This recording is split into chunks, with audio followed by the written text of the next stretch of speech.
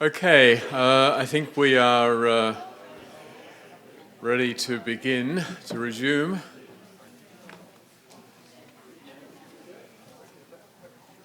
guess I'm left first.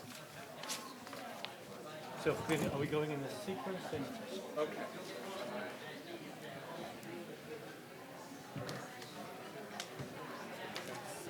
Yeah, okay, that's good.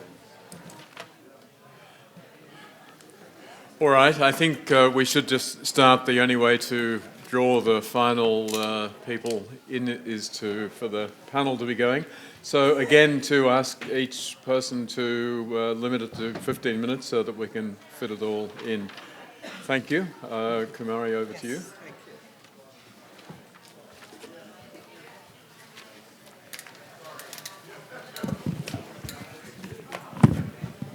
you. Test. Okay. Well, thank you, Philip, and of course to Sally for the invitation to join you here today. It's an honor to be part of this forum and to engage with the work of a colleague, a friend, a mentor, and a luminary whose ideas have influenced my thinking and scholarship quite significantly over the years, and the thinking of so many scholars, students, and practitioners. But when I was asked how and in what context did I meet Sally, frankly, I can't even remember. It feels as if she has, in some way or the other, always been part of my intellectual life and certainly the context of my own formation intellectually. But I do want to share a short story, which is a typical Sally story before I share a tenet of her influence. So I remember in the early 2000s, I was a freshly minted assistant professor working on the East Coast and was gearing up to submit my first book manuscript that came out of my dissertation research and preparing to begin the launch of my international justice writing. And at that time, I was trying to figure out an appropriate publishing fora for the new work and mixed up APLA, the Association for Public and Legal Anthropology, with its flagship journal, POLAR, the Political Legal Anthropology Review. And it was truly a mistake of a novice switching subfields and intent on understanding the roles of key bodies. Sally actually understood that in the midst of our conversation when I made that mistake and realized the problem and clarified the difference for me between APLA and POLAR without making my clear novice status the basis for embarrassment, which in many other contexts, certainly perhaps if I were Sally, I might have not been as diplomatic, but in her case, in a gentle Sally-like way, she responded, you know, Kumari, there are so many acronyms in our academic world, and it's so easy to get them all mixed up because they all seem so similar. And eventually she slipped into her diplomatic correction. APLA is the Association for Political Legal Anthropology, and POLAR is the journal. Somehow that made its way in there, but I made note of the distinction, and rather than grazing in embarrassment, I joined in her frustration with the acronyms with, yes, there are so many, and it's so hard to keep them in order. And that's one of my profound memories of Sally, her style, her understanding and her engagement, and yet always the commitment to teach and to correct and to learn from each other. And with those political and ethical commitments that make Sally's publications even more important, her scholarship over the past decades represents the cutting edge of everyday legal processes, transnational circulation of law, human rights, social norms, and knowledge production. She's been concerned with the interaction between law and social inequality, how knowledge and ideas, the ideas that shape them, travel, become vernacularized and entrenched in daily life, the issues concerning quantification, of course, and indicators and their implications for culture, power, and governance. In the short amount of time that I have today, I'd like to turn to the international justice theme, which is the theme of this final panel, to expand on the profound impact that so much of Sally's work has had on this new domain in the anthropology of international justice. And in my case, the concept that I'll draw from is her work on indicators. And here I'm interested in what happens when particular forms of quantification fail to achieve their intent. As Sally so aptly explored in Seductions of Quantification, quote, indicators reflect the social and cultural worlds of the actors and organizations that make them. And as she later insists in the book, they do not necessarily reveal truth. Rather, indicators actually create it through their effects. And it is these effects that tell a critical story about culture, power, and inequality in international justice. For it is the ability to construct facts and make them legible through the social production of scientific knowledge that we see how indicators perform a certain type of work, and through which social reproduction, democratic values, morality, and governance certainly take shape. As Seductions of Quantification show us, an important part of this process involves the fascination with quantifiable processes, knowing, responding, the ability to produce measures that clarify and provide the impetus for political action. And in the end, we see that indicators are the production of scientific knowledge and expertise, the reinforcement of authority, and the tools through which to create explanations about the world. By exploring the way that indicators are useful for advocacy, monitoring, and the study of institutional power, Sally shows how the effects of quantification actually contribute to social inequality by making various problems visible. And it is her attention to the power to name and make visible social processes of legibility that make her work on human rights indicators so productive. The profound implication of Mary's work for the study of international justice is in its ability to allow readers to think about indicators through their afterlife, through the production of measures that have particular effects. And so today, the effects that I'd like to draw on are concerned with indicator seductions and the various ways that the law is made to know and to reproduce the spheres of inequality in which it seeks to intervene. So the short case study that I'll present today is concerned with the rise of the anti-impunity movement that led to the International Criminal Court, the ICC, and their development indicators, at the same time that African states were engaged in threats of withdrawal from the Rome Statute from the ICC, and various constituencies called into question and have been calling into question the effectiveness of the ICC in procuring rights for survivors of violence. So I'll turn briefly to the indicator, the ICC Indicator Project, as a way to consider how taking Sally's lead, a critical approach to the study of indicators, can be used to further analytic models for making sense of the future of international law. For so much of Sally's work has shown us that indicators construct those life worlds that they reflect. And ICC indicators, like other indicators, do not necessarily allow us to simply alleviate social suffering. Rather, by restricting the domain in which social injustice can be conceptualized, they can also be seen as contributing themselves to inequality, both through their social imaginaries and through their conceptual erasures of the nature of structural violence. So first, a few words about the ICC's Indicator Project. Some of you may be familiar already with this project, but it's one that was seen by many ICC anti-impunity activists as a positive response to the management of the ICC's institutional progress. And the key goals, there were 4 key goals that are being used to map out this project. One, that the court's proceedings are expeditious, fair, and transparent at every stage. The second, the ICC's leadership and management are effective. The third, the ICC's ensures adequate security for its work, including protection for those at risk. from involvement with the court, and 4, victims have adequate access to the court. And so these 4 goals then serve as the basis for the measuring of the court's progress. But as we'll see, these indicators reflect the ideological world of the ICC's assessment models. And so fairness, effectiveness, security, and access to justice.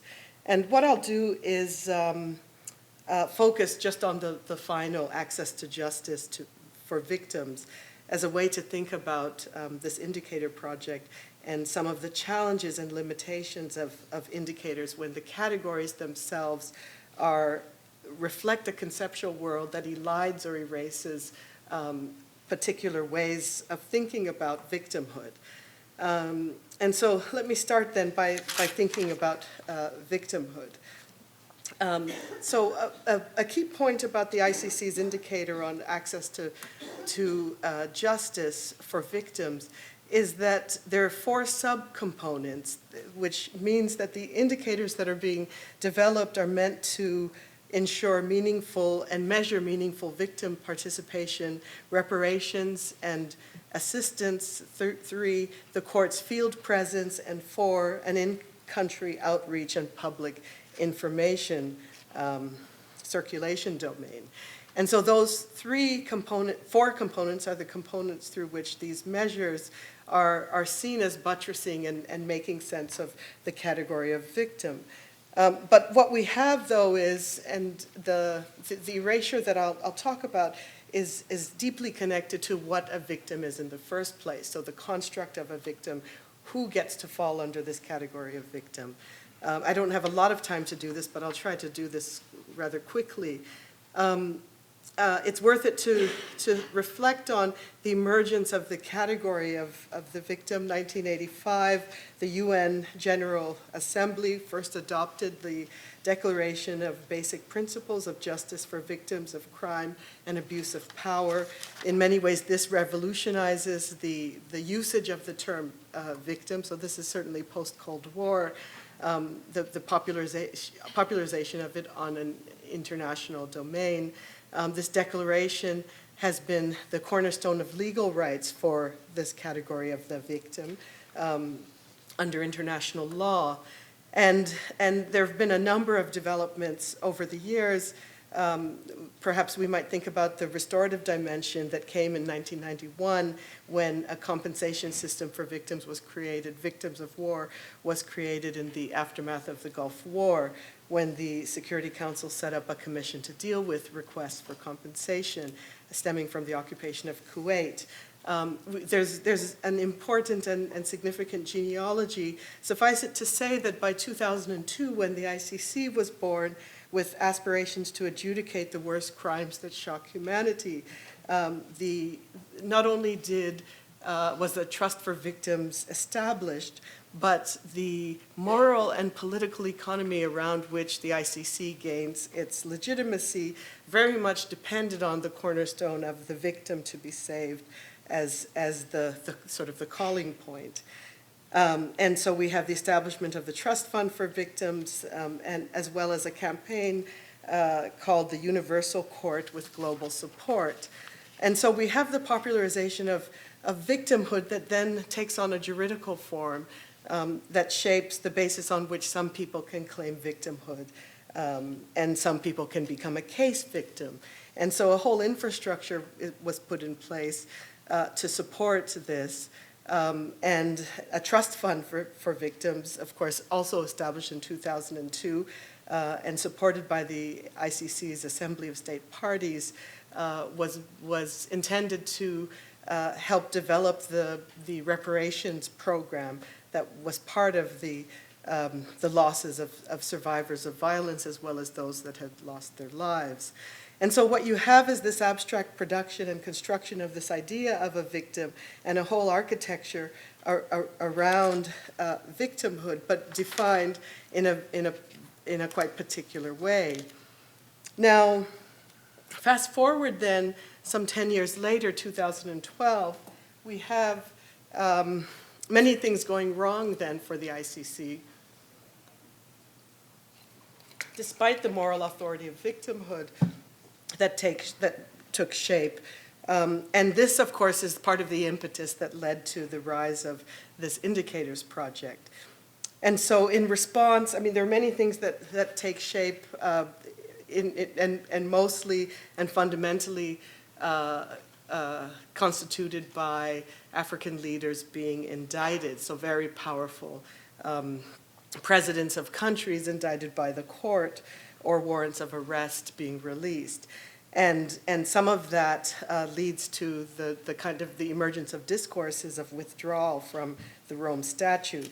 And we have, this is the case with Burundi, it's the case with the Gambia, and it's also the case with South Africa. And I'm talking about the discourses that emerged that then put pressure on the ICC to address the percolating unhappiness of those actually who suffered physical, bodily violence in some of the countries under scrutiny by the court. And so we have a number of pressures, and here emerges the ICC's indicator projects. The indicator, by 2015, the court's indicator project released 2 reports detailing its progress. And the focus of the report was the development of this court-wide indicator project, and in many ways identifying it as an institutional measure, looking at the specific functions of the main orders that flow from its source. So, for example, with respect to victims' access to justice, the court's long-term aim was meant to establish a place for victims of violence, where victims of violence can be represented. This, of course, led to a whole range of other management problem, as well as challenges with managing expectations. So people expecting things, and a case collapses, and they're ultimately abandoned.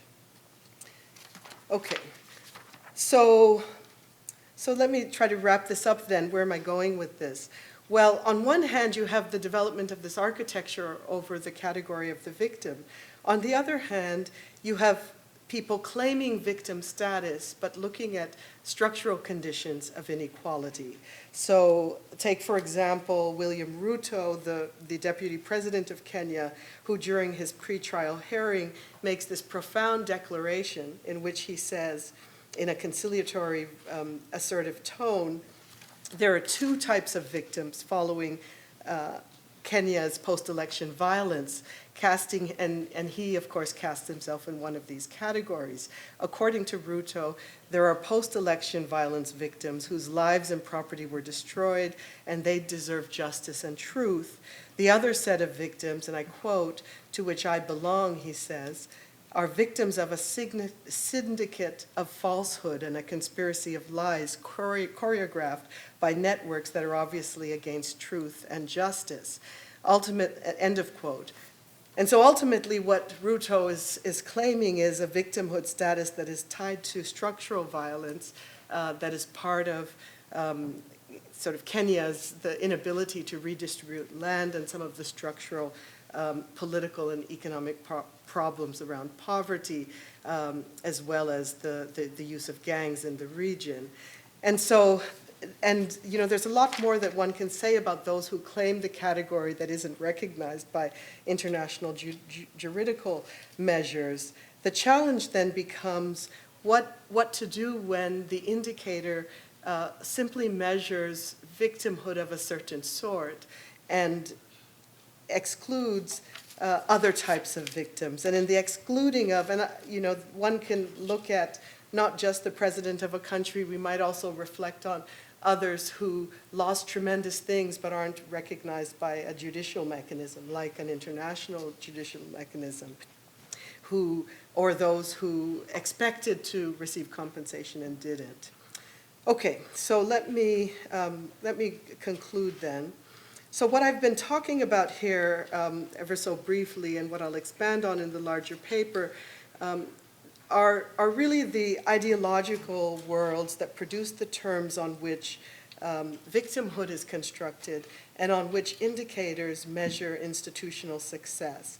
And it's these things that are critical for us to understand, because they reflect in many ways, and certainly according to Mary, the particular interests and perspectives of those producing them.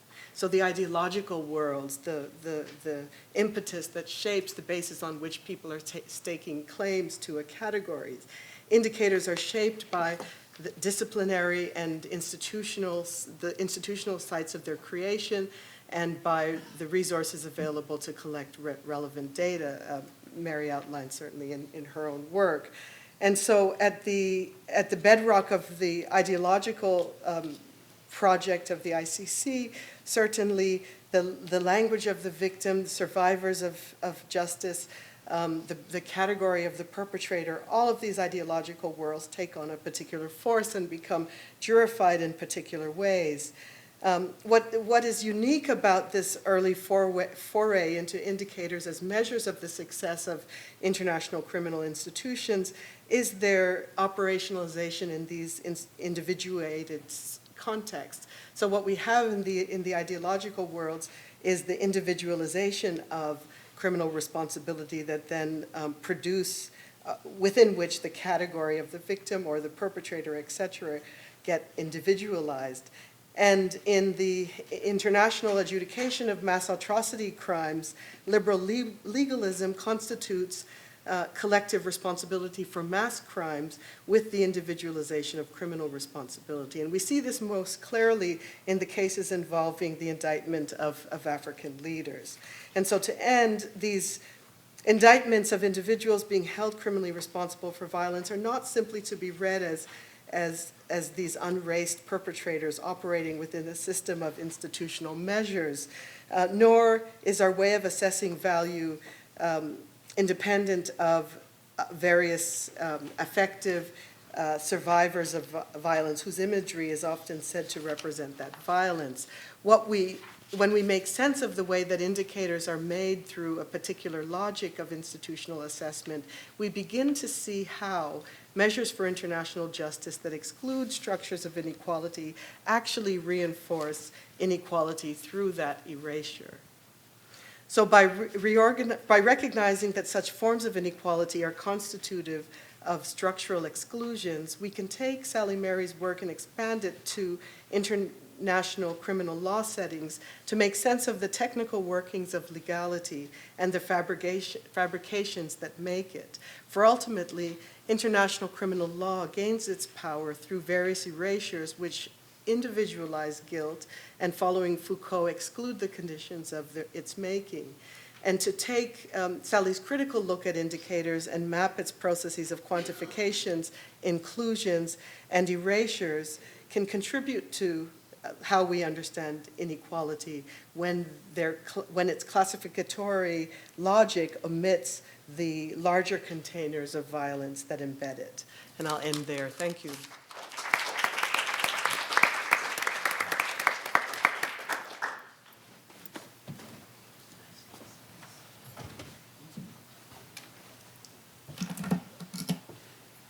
Thank you, Philip. Thank you, Sally, for putting this group together. I feel like I'm with my peoples. Sally has many achievements, her family, her scholarship, but she has another one, and that is us, the social network of scholars working on international law, international human rights, indicators. And to me, this is where some really exciting work has been done. So she has been a key part of the assembling of this social network, and that makes me much happier as a scholar to have a place where the conversations really are very interesting. So when asked to write something about Sally's influence on my work, I wrote a very long set of notes, which I timed out to an hour and a half. So I hope you're sitting comfortably. That's a joke because I would have to defy Philip to do that, and that would be foolish. The anthropology of human rights and international justice are now thriving, lively fields of inquiry. This is in no small part due to Sally Mary's inspiring scholarship and generosity as a colleague. And I think one thing I'm getting from today is just how the scholarship and the warmth and generosity really are part and parcel of the package that is Sally. She has been, to use the language of torts liability, a substantial factor. And therefore, all claims to negligence should be laid at her door. As a torts teacher, I don't like it. To fully grasp Sally's contribution, we need to situate it within the history of the anthropology of law in the 20th century. In the mid-20th century, major figures in anthropology, and especially social anthropology, wrote books about law and social ordering. Malinowski, Llewellyn, Gluckman, and these were read widely outside of anthropology. After World War II and decolonization, anthropological interest turned to the interaction between post-colonial state law and customary law and produced the legal pluralism literature. Then in the 70s, attention turned to disputing and alternative dispute resolution, which most anthropologists thoroughly critiqued. But by the late to mid-1980s, with a few exceptions, the anthropology of law had pretty much fizzled out. In the early 90s, when I was casting around for a theoretical and methodological grounding to study truth commissions and national and international prosecutions of human rights offenses, there was very little to go on. I couldn't really see the relevance of the prior literature on disputing or ADR or law in stateless societies. These were states and transnational institutions, and they seemed to operate on very different kinds of principles and procedures. This is why I was delighted and inspired when I discovered Sally Mary's work, and especially Getting Justice and Getting Even, a study of legal consciousness of working class Americans as they pursued civil claims in New England. And there was a lot of applicability here to international justice. Sally was going beyond the doctrine and formalism of law to understand the contingent nature of court processes and capturing the narratives of legal and non-legal actors. She was looking at the experience of the legal process and how consciousness was transformed by the interaction with law. Also looking at and analyzing the encounter between social norms of personhood and dignity on the one hand, and the positivized rules and specialized legal procedures on the other. She gave permission to write about character and affect in law, something lawyers are trained to dismiss as irrelevant, as bias. And yet, she combined structure and agency. She was not naive about law. She wrote, and I quote here, she wrote about, to quote, cultural domination exercised by law over people. But she was careful not to lose sight of the resistance of the plaintiffs who used persuasion and rhetoric to contest and reframe the interpretations of the court.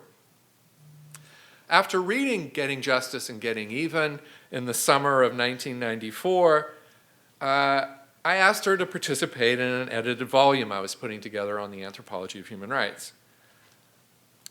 I had written a draft introduction, and so I put it into a square piece of paper called an envelope, and I licked a stamp, and as I put my stamp on, I said, there's no way she's going to want to do this. I don't even know if she's thinking about human rights.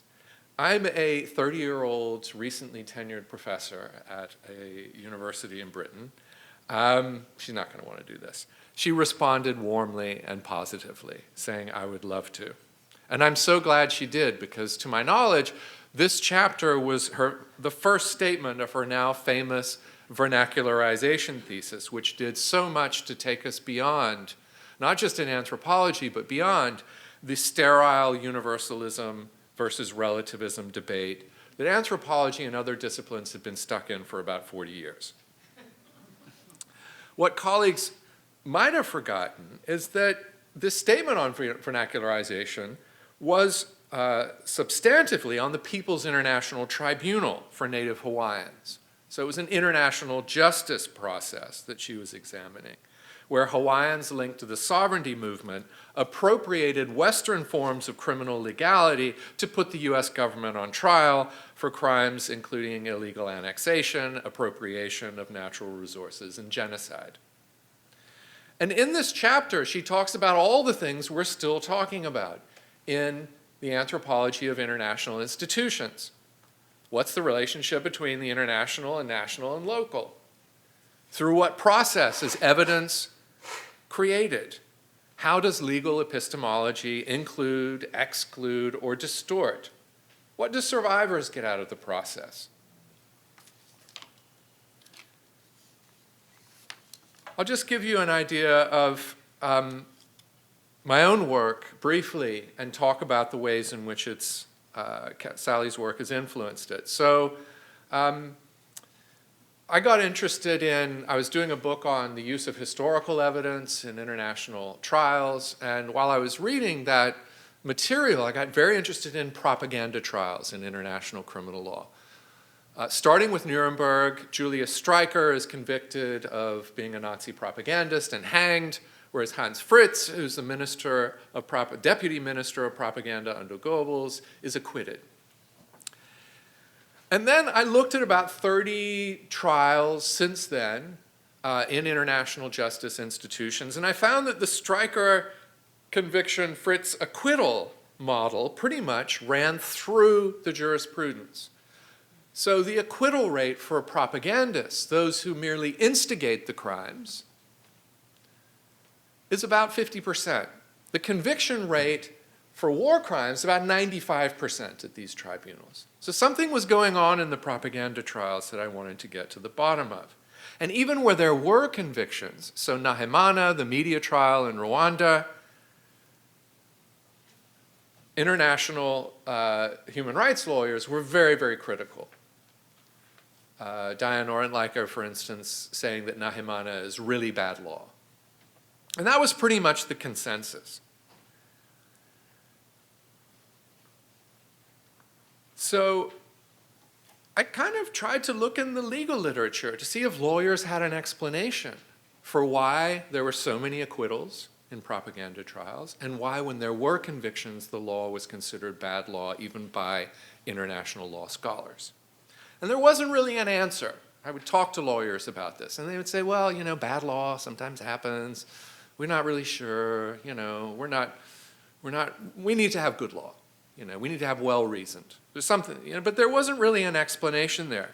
So using Sally's method of the kind that she used in Getting Justice and Getting Even, I tried to get into the process and understand outcome through a careful examination of legal process. It involved interviews, focus groups, surveys, some ethnography. I took up smoking again so I could hang out at the veranda at the ICTY and collar people. It wasn't a huge sacrifice because I love smoking, but it's bad for me. And my children went through a program in New England called DARE, which is, you know, and they become little fascists, where if you smoke, you're going to die and kill everyone around you. So I had to give up, but I took it up again in the interest of science and knowledge. And I interviewed prosecutors and defense attorneys and expert witnesses and judges. And here's what I found. That international legal institutions are an amalgam of law and judges from all around the world.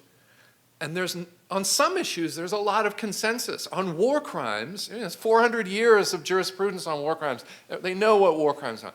But with propaganda trials, there are judges from Germany and France where hate speech is roundly condemned and there's statutes. And then there are judges from Norway and the United States, which are more or less absolutist in their freedom of expression principles.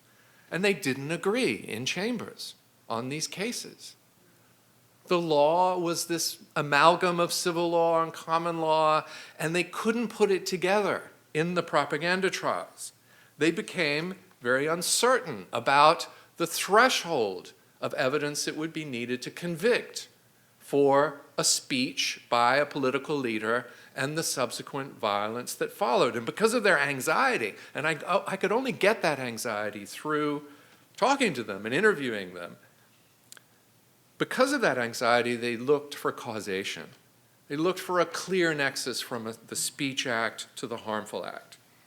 They wanted really categorical, beyond reasonable doubt evidence that the speech act caused this particular criminal act. But social scientists, social researchers have been telling us for about 50 years that's not the way hate speech works. It's very seldom can you identify a clear causal nexus from a speech by a politician to subsequent violence. The way it works is much more indirect. It creates a tolerance for violence. It decreases empathy for the target group.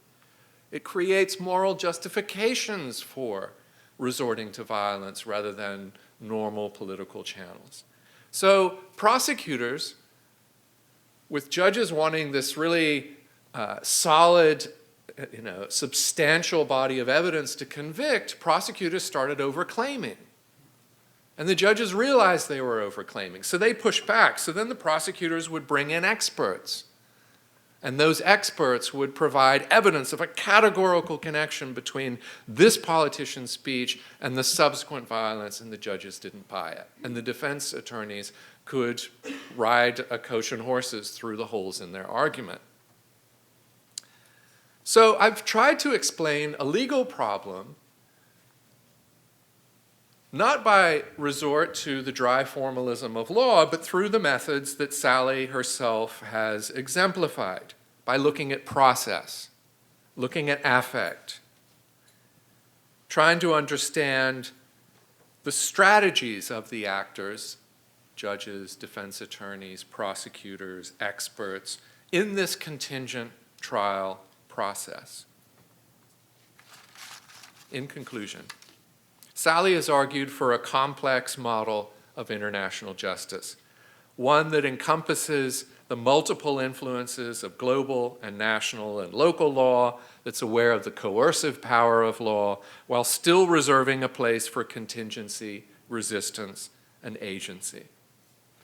And as a role model, what I've learned from her intellectual style of writing and analysis is a lot. The remarkable influence of her work is not because Sally pounded the reader with her preferred paradigm. Hers is the opposite of heavy-handed theory. She's a legal realist without ignoring the inertia effects of law's specialized rules. She's a pluralist without falling into the arid formalism of some forms of legal pluralism.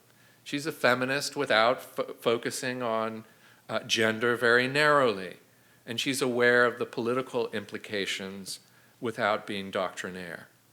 The suppleness and sophistication of her research and analysis is the reason why I think we're all here in this room. She's also, not only in her work, but in her person, so inclusive and open. And when you see someone nodding as someone criticizes their work, that just happens so seldom in scholarship that one has to applaud it in the hope that the best practices catch on. Those who have had the privilege of knowing and cherishing Sally are aware how much this openness and generosity and inclusivity comes from her character. And thank you, Sally, for being such a wonderful scholar, colleague, and friend.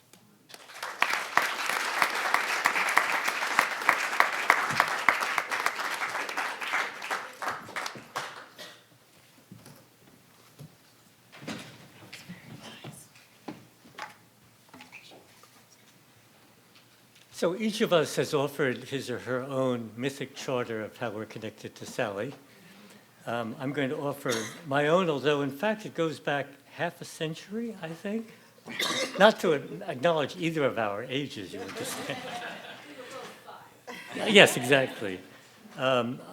In part, this is in gratitude to Sally, who came to my Festschrift 10 years ago, and I wanted to repay the honor that she gave to me then.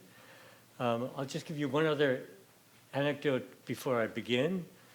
So we both have last names about which people make bad puns, and I'm about to make one about Sally's, but I assure you there are at least as many about mine. So I wrote a draft of this paper, and I sent it out to a variety of people, and some of them actually read it. And they wrote back and they said, why did you call this a merry paper? You need a title for your document when you file it away, and that's what mine was, the merry paper. So it's not going to be a merry paper. In Human Rights and Gender Violence, Sally Mary transformed the study of human rights by demonstrating how activists around the world mobilized international law in campaigns against domestic violence. Here, I want to ask how my own country, which played such a pivotal role in telling others how to respect human rights, has itself performed in the course of its war on terror. Last year, I published 2 books analyzing the fate of the rule of law during the war on terror under the Bush and Obama administrations. I'm going to make a plug for that book. I have two apologies. First, I published it in Sally's series, so it is a connection with Sally. And secondly, the royalties go to the protagonists, namely the Center for Constitutional Rights and the ACLU. And if anybody wants it, I have a flyer I'll be happy to hand out afterwards. This paper extends that analysis to Trump using the same categories to facilitate comparison, asking how Trump's blatant contempt for legality, the Constitution, courts, and the separation of powers shaped his conduct of the war on terror. Candidate Trump promised to load up Guantanamo with bad dudes. President Trump revoked Obama's unfulfilled promise to close the prison and declared that terrorists captured overseas should be treated as unlawful enemy combatants and vowed to send many to that prison. But after learning that the government was spending $13 million a year on each detainee, Trump denounced this as crazy.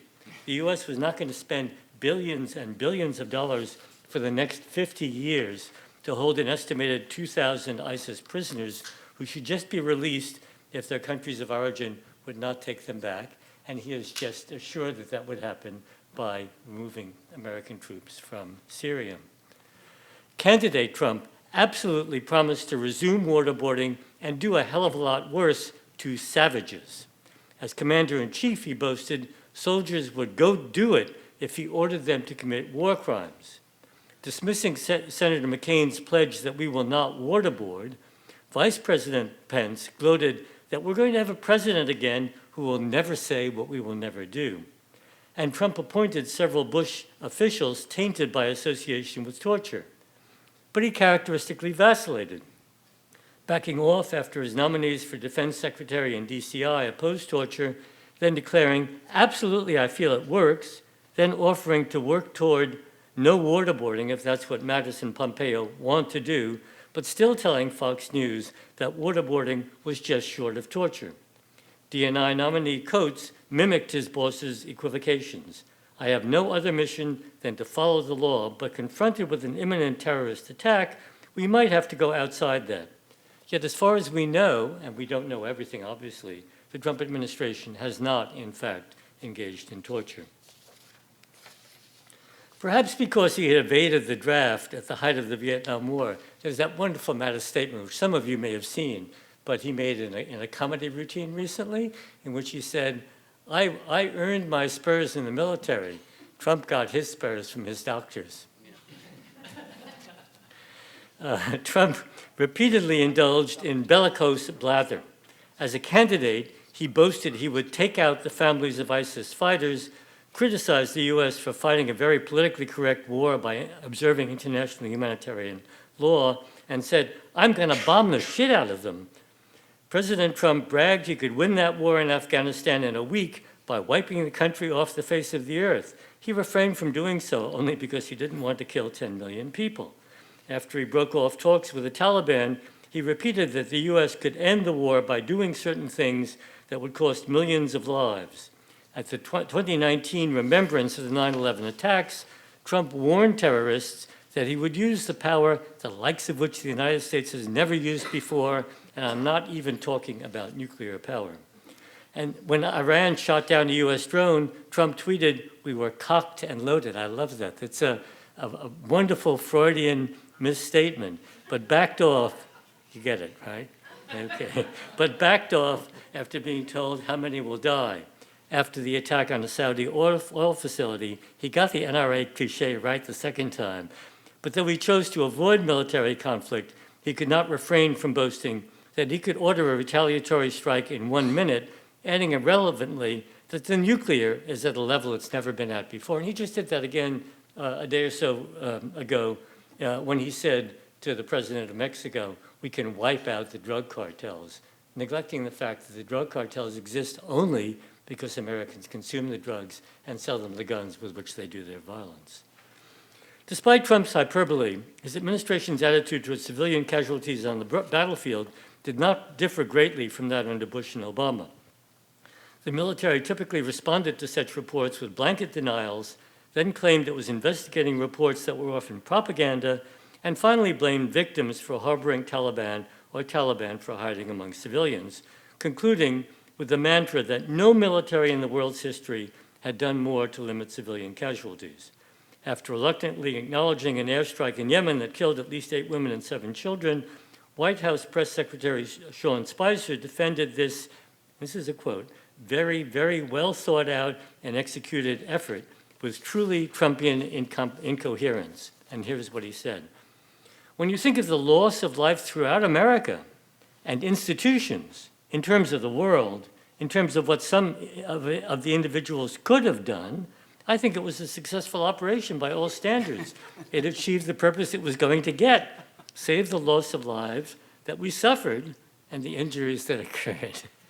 Even Trump couldn't have done better than that. The administration issued fewer and less detailed reports of civilian casualties, declared parts of Yemen and Somalia areas of active hostility, allowed commanders to approve strikes without interagency review, and ended the Obama administration's adherence to the international humanitarian law requirement that there be near certainty of no civilian deaths in strikes outside of war zones, and that any target pose a continuing and imminent threat to U.S. personnel. In all 3 administrations, terror, and this is going to be controversial, I'll be very interested to hear what people, especially Meg, who I know knows more about this than I do, have to say about this. In all 3 administrations, terrorism prosecutions resembled those for other crimes, with 2 very significant exceptions. Almost all rested on material support statutes, obviating the need to prove specific intent, and most relied heavily on undercover agents and confidential witnesses who gave or promised suspects money, furnished the necessary but inoperable weapons, explained how to use them, and badgered accused into committing criminal acts.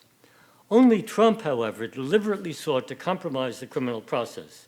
After Sayfullo Saipov drove a truck onto a Manhattan bicycle path, killing 8 and injuring 12, Trump called for punishment that's far quicker and far greater than the punishment these animals are getting right now, which was a joke and a laughing stock. In his typical capitals, he tweeted, "Saipov should get death penalty." Nevertheless, federal courts quickly tried, convicted, and sentenced terrorist suspects, including Abu Khatala, Spingul, and Ahmed Rahimi, while scrupulously protecting their legal rights. And federal judges recently have reconsidered and reversed convictions for terrorism and reduced sentences. Prosecutions of Americans for killing or wounding foreigners on the battlefield followed a far more tortuous path. After Blackwater contractors killed 17 Iraqi civilians and wounded 20 others in Nisour Square, it took 11 years and 3 juries to convict Nicholas Slatton, and a 30-year sentence of 3 others were halved as excessive. In all 3 administrations, courts-martial were far more likely than civilian prosecutions to acquit and to punish leniently, and the likelihood varied directly with the accused's rank, though this was much less true if the victim was in the U.S. military or the behavior was unrelated to combat. These disparities reflected the structure of military justice. Commanders could modify charges and reduce penalties. Investigations occurred in distant battlefields among hostile populations speaking foreign languages, often long after the event.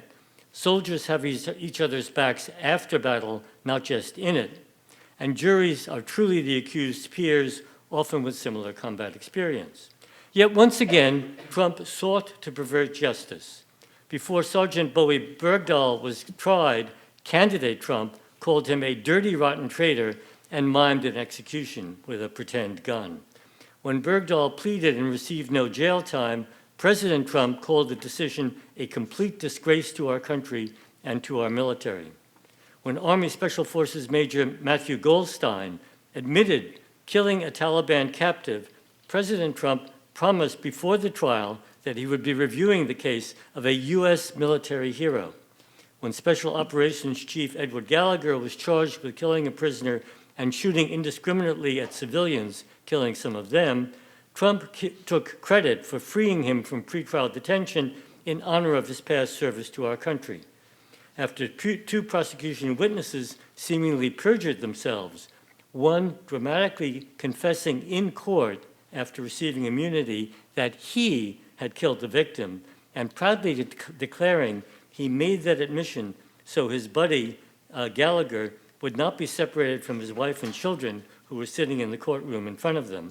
Gallagher was convicted of only posing for a photo with the victim's body, and the mild punishment that was imposed has since been further reduced by the Chief of Naval Operations. Trump again took credit for the result and ordered the Navy to withdraw the achievement medals it had awarded the 4 prosecutors and 4 legal support workers in the case. He was still looking at pardoning Gallagher and Goldstein, and he did pardon Army Lieutenant Michael Bahena, convicted of unpremeditated murder of an Iraqi. The structural flaws that rendered the military commissions a shambolic fiasco under Bush and Obama ensured that they would keep screwing up under Trump. The government fired convening authority Rishikoff and his legal advisor for initiating plea negotiations in the high-value detainee case, and the DoD General Counsel admitted that he sought to make this appear apolitical. But the institutional pathology was most flagrant when defense counsel for al-Nashiri successfully moved to withdraw after learning about eavesdropping devices in rooms where they communicated with clients. Colonel Spath, the judge, sought to hold the entire defense operation in contempt when they withdrew, and then threw up his hands, suspending the proceedings. It emerged that he had fundamentally compromised the integrity of the legal process by seeking an immigration court judgeship from his superior, Attorney General Sessions, while he was trying the defendants. Although the Court of Military Commissions review had disabled itself from correcting this error by mishandling an unrelated recusal motion, the federal courts blocked the contempt proceedings, suspended al-Nashiri's trial, and nullified all of Spath's actions. But this failed I have to laugh because some of this is just so bizarre. This failed to discourage his successor, who was now trying the al-Nashiri case, from repeating his egregious error by applying for and accepting an immigration court judgeship while she was handling the trial. As a result, the commissions moved backwards during the Trump administration, leaving them even further away from beginning any trials. During the Bush and Obama administrations, all 3 levels of federal judges voted on habeas corpus petitions, splitting along lines that closely tracked the party of the appointing president.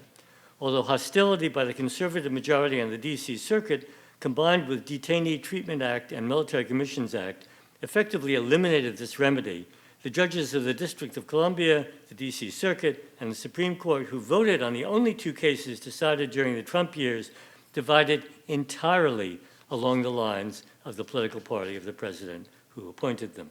Similarly, decisions by federal judges on civil damages claims by victims of the U.S. war on terror correlated with the party of the appointing president.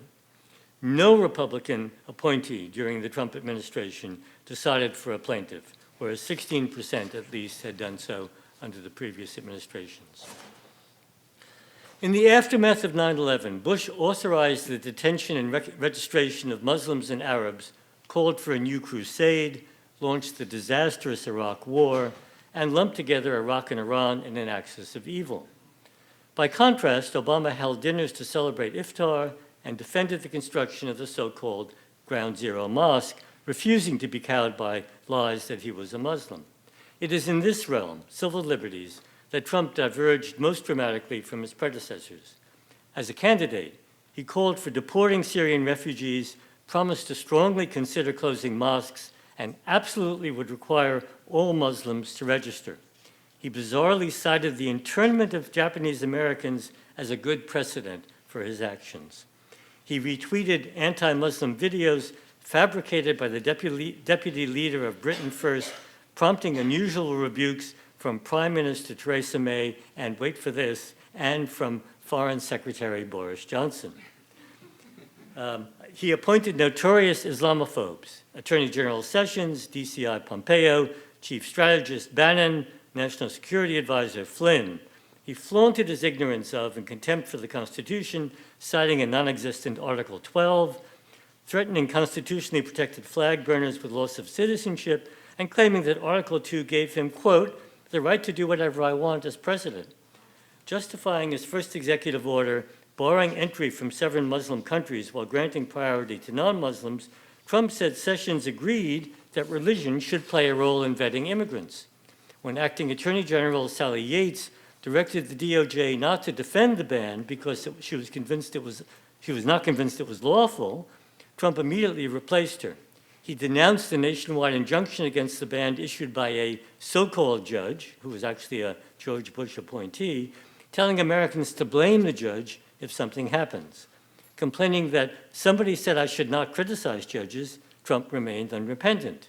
When Judge Watson enjoined the second travel ban, Trump assailed the terrible decision, and Attorney General Sessions expressed amazement that a judge sitting on an island in the Pacific can issue an order that stops the President of the United States. Well, that island, of course, is Sally's Hawaii. Trump falsely accused the entire court of having a terrible record of being overturned and said he was absolutely thinking of breaking up the outrageous Ninth Circuit. After the June 2017 terrorist attack on London Bridge, Trump criticized his own Justice Department for substituting a watered-down, politically correct version of his capital's travel ban and demanded that the courts give us back our rights. Federal judges' decisions in war on terror civil liberties cases correlated significantly with the party of the appointing president under Bush and Obama, and under Trump. Indeed, the proportion of decisions by Democratic appointees favoring civil liberties increased from 77% under Bush and Obama to a stunning 97% under Trump, while the proportion of Republican appointees declined from nearly half, 47% under the first two, to 38% under Trump, reflecting the greater polarization throughout the country and perhaps Trump's personal attack on judges. I'm almost finished. The Trump years have displayed both radical ruptures and significant continuities. The president profoundly debased public discourse, lying with impunity and dismissing facts as fake news. He repudiated the foundational principles of the separation of powers, disrespecting the judiciary as an institution and insulting individual judges. He legitimated racism, Islamophobia, and xenophobia. But he was often more talk than action, and legal institutions predictably exhibited path dependence, for better or worse. Trump threatened to send many ISIS prisoners to Guantanamo, but reversed himself when he learned the cost of detaining them there. He reopened the question of torture, threatening a hell of a lot worse than waterboarding in defiance of both domestic and international law, but he backed down when his own nominees resisted. He supported an extension of surveillance powers that NSA itself chose not to use. He indulged in braggadocio about what his military could do, but was reluctant to expand the endless wars. He had no compunctions about proclaiming the guilt or innocence of those facing criminal prosecutions or courts-martial, but both civilian and military courts displayed the virtues and defects that they had shown under the earlier administrations. The military commissions continue to embody that essential military acronym, SNAFU. Does everybody know what SNAFU means? Yeah. People don't? Yes. Situation normal, all fucked up, right? Decisions by federal judges on habeas corpus petitions, civil damages claims, and civil liberties cases divided along the lines of the appointing president during all three administrations, but those divisions were even more marked under Trump. So to finish, our political and legal institutions are profoundly flawed. but they still resist ad hoc meddling by an out-of-control president. Our legal system, I believe, will survive Trump if the cleanup will be longer and far more costly than that after hurricanes and fires.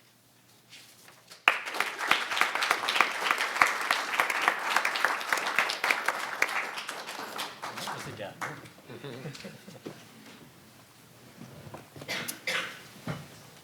So, thank you very much, Sally. As opposed to most of you, I have not known Sally for decades, nor have I participated in many of her collaborative projects, but I have had the huge benefit of her generosity since I came to NYU in 2014, and also, of course, the huge benefit of her work. I will make some references to the paper that Richard mentioned on changing rights, changing culture. And because I am perfectly aware that I'm the only thing that stands between you and a well-deserved drink, I will be brief. But I will not read the whole paper. It's a paper in which, after about 20 years of doing research and 6 years of doing both practice and research on transitional justice, I try to assess both the current state and the prospects for transitional justice. Sally was kind enough to give comments on an earlier version of this paper, so I will come back to that. In the first section of the paper, I try to describe some of what I take to be the very real achievements of transitional justice in helping to entrench rights, but not just doctrinally, more importantly, in practice, through, for example, in the criminal justice domain, teaching lessons about how to confront and how to mitigate the effects of amnesties, or how to deal with problems of retroactivity, or importantly, how to design prosecutorial strategies, which is something that the typical prosecutor doesn't think about, but that is absolutely indispensable in a context in which there is such a huge caseload that it is inevitable that you have to, at the very least, prioritize some cases. In the domain of truth, of course, through the creation, the establishment of perhaps the signal institution with which transitional justice is identified, namely truth commissions.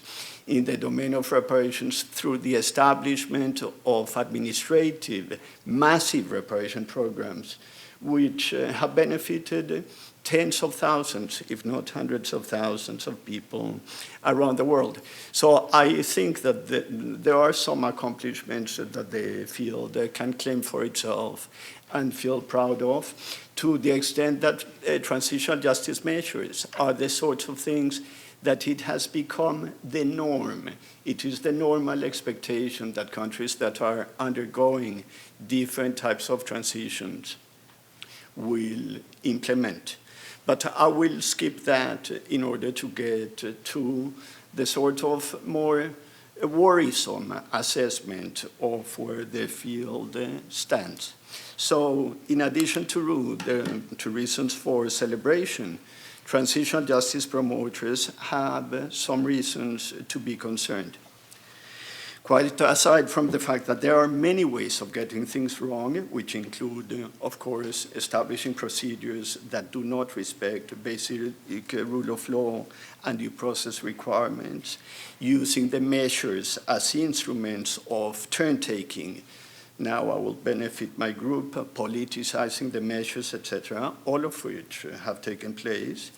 Of the long list of challenges facing transitional justice today, I would like to concentrate first on 3 related challenges, which can be mentioned in a single sentence. Transitional justice has become insufficiently attentive to context, formulaic, and technocratic. So let me disaggregate these critiques because, although related, I think that they can be analyzed separately. First, inattentiveness to context. Since I must be very brief here, let me substitute a longer explanation by a gesture. What we call transitional justice today took shape in the southern countries of Latin America as an effort to obtain redress in incipient post-authoritarian democracies. Now, the very same set of measures, without much modification, are implemented in what the World Bank used to call LICUs, low-income conflict-affected countries. This transposition, of course, ignores some of the contextual features of the post-authoritarian contexts, namely their comparatively high degree of institutionalization, both in terms of breadth and also in terms of depth, as well as the related type of characteristic violation. Not surprisingly, institutional capacities and types of violations correlate to one another. Both of these factors made the paradigm of transitional justice a plausible redress strategy. The four basic elements of a comprehensive transitional justice policy relied on the fact that the post-authoritarian transitions took place in countries with modern, functional institutions, capable of making reliable attributions of criminal responsibility, an institutional setup, plus the economic capacity to establish large-scale reparation programs, and institutions sufficiently strong and compliant to withstand reform processes.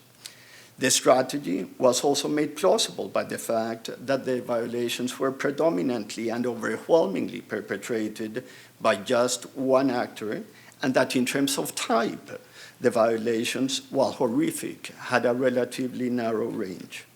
There was thus a very close fit between problem and solution.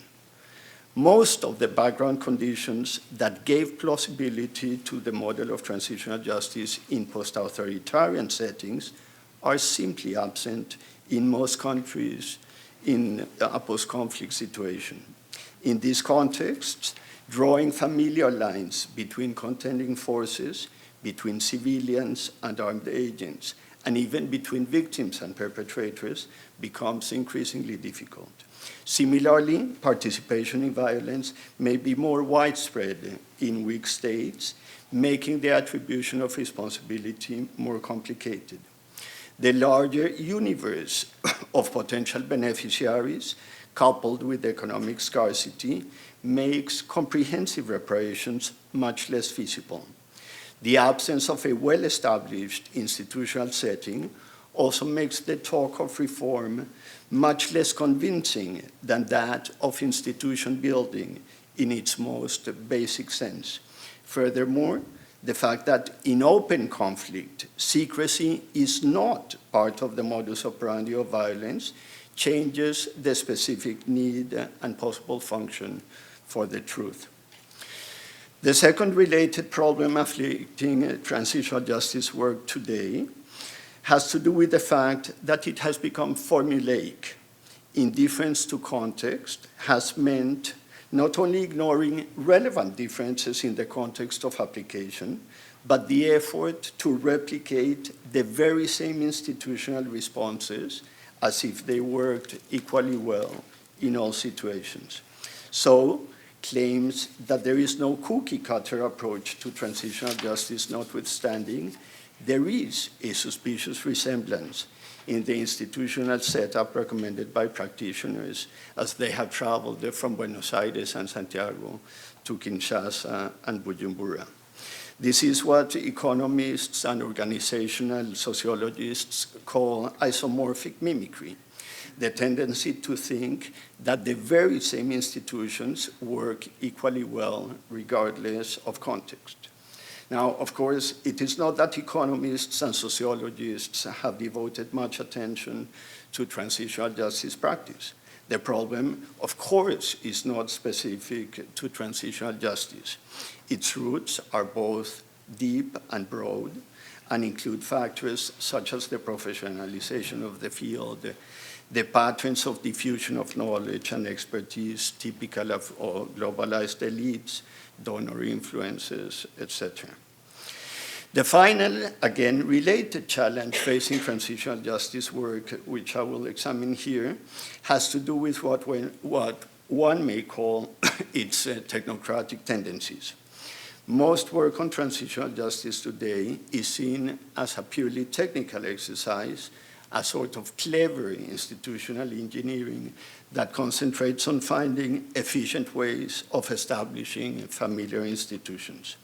The question is no longer what is the best way of establishing, of satisfying rights to truth, justice, reparations, and non-recurrence, but what is the best way of establishing a truth commission, an administrative reparations program, and a prosecutorial mechanism of some sort.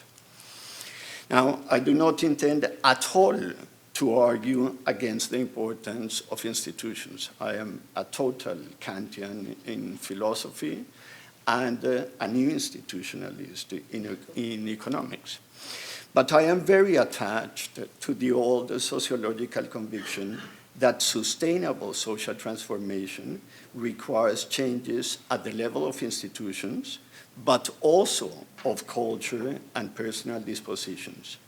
Transitional justice will be nothing more than a series of more or less isolated events without socioeconomic transformations, but also if it does not succeed in recovering normative leverage. Its instruments and general intent, I think, are very well suited for this. More work on civil society, for example.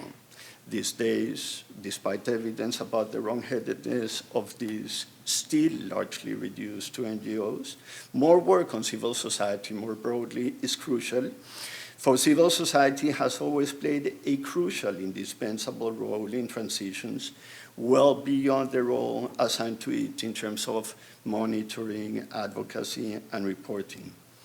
I emphasize the role of civil society in transitional processes, without intending, of course, to sacralize civil society. No one has a monopoly on virtue, in part because of its practical contribution to transitional processes. I have problems thinking about successful transitions in Argentina without the work of CELS, or in Chile without the work of the Vicaría de la Solidaridad, or the Central and Eastern European transitions without the role of solidarity, or in more recent transitions, for example, the Tunisian transition without the role of labor unions, which started the fight for justice long before the revolution started. But in any case, I in fact think that civil society plays a fundamental role in the operation of transitional justice. Adopting a social mechanistic standpoint, I think that transitional justice measures work to the extent that they do, and I think that one ought to be modest about this, because of their ability to affirm norms, but also in virtue of their capacity to articulate and to re-articulate civil society organizations. In any case, coming back to the challenges, for me, the future of the past depends to a large extent on our ability to reoccupy a much more explicitly normative space where normativity is not to be reduced to either preaching or legalism. This would also include paying more attention to the levers of cultural transformations and on the wellsprings of social solidarity and tolerance. This normative space, by the way, in many ways is also the space of guarantees of non-recurrence, of prevention, about which I have said little today, despite the fact that this is the topic that I devoted most attention to during my time as special rapporteur. Because I want to end on time, I will jump to the conclusion. The future of dealing with the past involves, as far as I'm concerned, not the ritualistic sacralization of the past, but deep reflection about the many ways in which even an examined past, but particularly a problematic and unredressed past, continues to manifest itself both in the present and in the future. And here, returning to the title of Sally's paper, Changing Cultures, Changing Rights, I would like to end with a challenge and a plea. If it is right to say that ultimately the sustainability of social change depends also on changing cultures and personal dispositions, I would love to get some help in thinking about concrete ways in which this can be accomplished. Sally's work on vernacularization provides essential insights on how rights and cultures interact with one another. I had this in mind in a conversation with the President Sirisena of Sri Lanka recently, in which he reiterated the opinion that culture is much more important than the law. This is what he told me. Ignoring, of course, that law is one of the factors of cultural change. But it is not the only one, as we know. Work under Sally's influence, including some of the presentations today, illustrate the importance of factors such as the combination of visuals and text. It would be very good, without ignoring that neither culture nor personal dispositions are mere artifacts of policy, to have a more systematic account of what could be done to strengthen the hand of those, like, for example, the youth movement in the Gambia, that are trying to work on the socialization of the notion of rights, or the Truth Commission in Colombia, which has the task of accomplishing something in a country with some serious institutional deficits, but even deeper cultural and dispositional deficits that, for example, allowed its elites to think about the decades-long conflict largely as a victimless conflict, primarily as a threat to the economic infrastructure of the country, paying no heed to the immense suffering that the conflict they supported, financed, and profited from was creating to others. And then the question is, what can we say about this? Thank you very much. Thank you, Sally.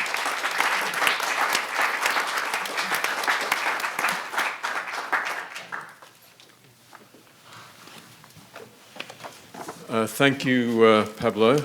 Pablo flew in from Colombia late last night, so it's particularly great that he could still be here. We plan to just take a 5-minute break, and then Sally and I will have a short conversation about her life. Won't take long. And then we'll have drinks. So 5-minute break.